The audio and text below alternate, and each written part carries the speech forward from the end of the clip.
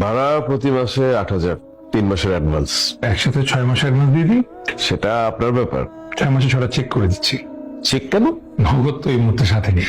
নগদ নেই, ব্যাংক থেকে উঠিয়ে দিবেন। খামাকা চেকের পাতা কেন নষ্ট করবেন? এই প্রতি মাসের 15 তারিখে বেতন চলে আসবে, তাই 20 তারিখে একটা চেক আপনি কষ্ট করে তুলে নেবেন।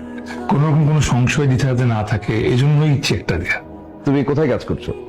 এই মুহূর্তে কোথাও করছি না, ইন্টারভিউ দিয়ে যাচ্ছি। তবে একটা একটা তো মিলেই যাবে।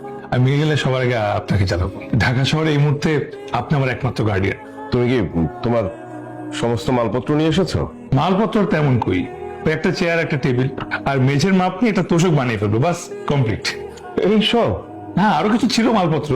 ওই আগের বাড়িওয়ালা 3 মাসের ভাড়া বাবদ খাট ফ্যান এগুলো সব রেখে দিয়েছে।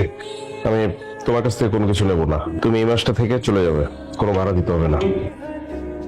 বাসায় কেউ নেই? আপনার কাকে লাগবে বলেন, মামাকে না মামিকে, নাকি মামা মামি দুজনকেই ডেকে দেবো? একটা হাতুড়িকে দরকার। এই বাসায় কেউ রাজমিস্ত্রি বা কাঠমিস্ত্রির কাজ করে? আমি তো এই টুকটাক কাজের জন্য লোক থাকতে পারে না। আচ্ছা, না থাকলে নাই। হাতুড়ি কেন লাগবে? দেয়ালে পেরেক মার। এই কাজ করা যাবে না। তাহলে মশারি টানাও কিভাবে? দেয়ালে কাপড় ঝুলাও কিভাবে? দেয়ালে টাঙানোর জন্য আঠা দিয়ে একটা হ্যাঙ্গার পাওয়া যায়, সেটা কিনে নেবেন। ওটা ব্যবহার করে দেখতে পারেন, টাকাটা থেকে ভালো হবে। চমৎকার একটা বুদ্ধির জন্য আপনাকে ধন্যবাদ। যদিও মেয়েদের এত বুদ্ধি থাকা কিন্তু ভালো না, এটা জানেন তো। জানি, বুদ্ধিমানরা ঠকে যায় আর বোকারা সুখী হয়।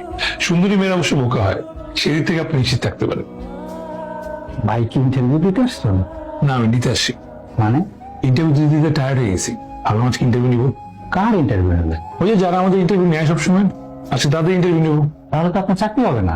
এমনি কোথায় হচ্ছে, এমনি হবে না, অন্য হবে না। আসসালামু আলাইকুম। ওয়ালাইকুম আসসালাম। আপনার নাম? সাকিব চৌধুরী। আপনার নাম? হারুন রশিদ। ইন্টারভিউ কি আপনারাই নিচ্ছেন?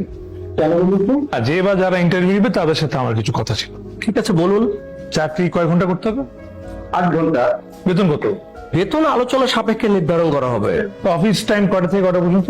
9টা থেকে 6টায়, মাঝখানে 1 ঘন্টা লাঞ্চ ব্রেক। ওভার টাইম আছে? আছে না? চাকরির মেয়াদ কতদিন? আপনি যতদিন সার্ভিস দিতে পারবেন। কিছু মনে না করলে আপনাদের পদবি কি আমি জানতে পারি? কি আমাদের ইন্টারভিউ নিজে আসছেন নাকি আপনার ইন্টারভিউ দিতে আসছেন? আগে নিজে জানি, তারপর আপনাদেরকে জানাই। আবার উভয় পক্ষ মিলে আমরা সিদ্ধান্ত নিব। আপনারা সিদ্ধান্ত নিবেন আমাকে চাকরি দেওয়া যায় কিনা, আমি সিদ্ধান্ত নিব এই অফিসে কাজ করা যায় কিনা। আপনার তো কোনো ওয়ার্কিং এক্সপিরিয়েন্স নাই। এখানে নাই, তবে ইউরোপে আছে। সেটা এখানে উল্লেখযোগ্য না দেখে আমি এখানে মেনশন করিনি। সবাই তো ইউরোপ আমেরিকা যেতে চায়, আপনি এখান থেকে কেন আসলেন? সবার চাওয়া পাওয়া আর আমার চাওয়া পাওয়া তো আর এক না। আমার পছন্দ ইলিশ মাছ, আর ওদের পছন্দ স্যালমন ফিশ। আমাদের দেশের মা বোনেরা অন্যায় পরে 3.5 হাত 4 হাত লম্বা, আর ওখানকার দেশে মেয়েরা কাপড়ের ভাবে স্কার্ট পরে।